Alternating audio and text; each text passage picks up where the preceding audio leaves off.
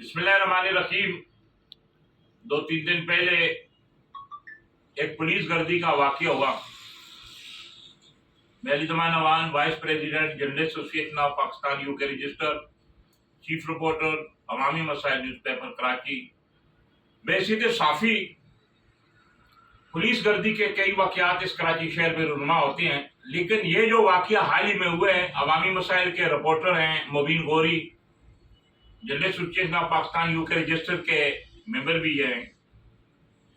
इनके भाई पर रिश्वत न देने की वजह से इकबाल मार्केट पुलिस ने जुल्म के वो तो पहाड़ तोड़े जिससे मैं अल्फाज में बयान नहीं कर सकता। इनका ऑपरेशन भी हुआ था, अभी भी देखिए इनके जख्म है, लेकिन इनको 16 से 18 घंटे रिश्वत न देने की वजह से लॉकअप में जो रखा गया, और इसकी जो तमाम तर जिम्मेदारी SHO इकबाल मार्केट जो शेर मोहम्मद सांगी पर आयद होती है।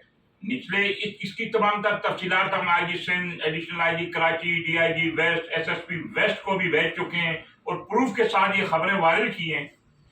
लेकिन अफसोस से कहना पड़ता है कि अभी तक SHO के खिलाफ कोई कार्रवाई नहीं हुई। SHO इतना बासर है, ये एक कोर्ट का लेटर है। माजुस कोर्ट ने भी SHO को सस्पेंड करने के किसी और मामले में 3 बार जो नोटिस जारी किया, अब ये फाइनल नोटिस है कि इसको सस्पेंड किया जाए।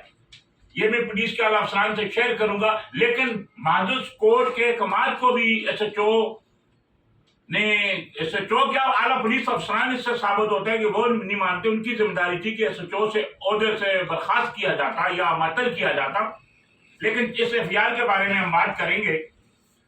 FIR नंबर 148/2025 अरसलान नामी शख्स की मदीयत में जो दर्ज हुई, ये झूठी FIR थी। अरसलान और इनका आपस में फटा हुआ, दोनों पड़ोसी हैं और लेन देन का तनाजा था।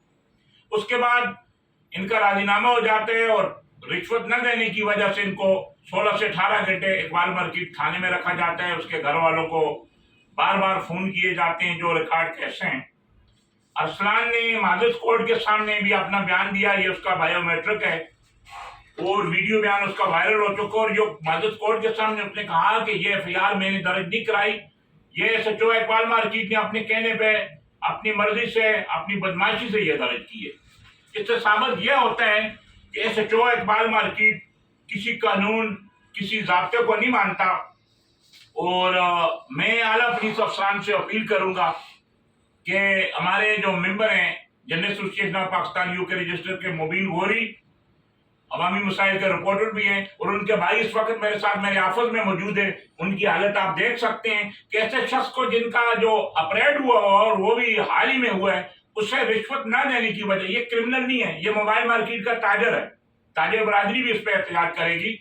और मैंने तमाम प्रूफ के साथ जो खबरें IG साहब के व्हाट्सएप नंबर पे, DIG, additional IG Karachi, SSP west के और कंप्लेंट सेल पर भी मैंने एक तहरीरी दरख्वास्त दी है। अब देखना यह है कि IG Sindh, additional IG Karachi, DIG west zone और SSP वेस्ट इतने प्रूफ थे कि अभी तक इसको ओहदे से हटा दिया जाता। जो निचला अमला था उन्होंने कहा कि हमें SHO का आर्डर था, कोई भी FIR SHO की मर्जी की बगैर नहीं दर्ज होती।